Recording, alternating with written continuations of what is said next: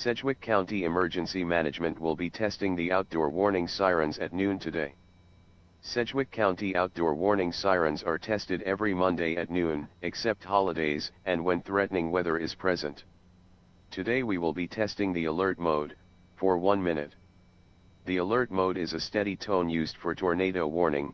The attack mode is a classic rise and fall sound used for air attack warning in times of war. Outdoor warning sirens are designed to be an early warning device primarily for persons who are outside away from the television and/or radio. Remember, when the outdoor warning sirens sound, take cover, tune into local media, take action.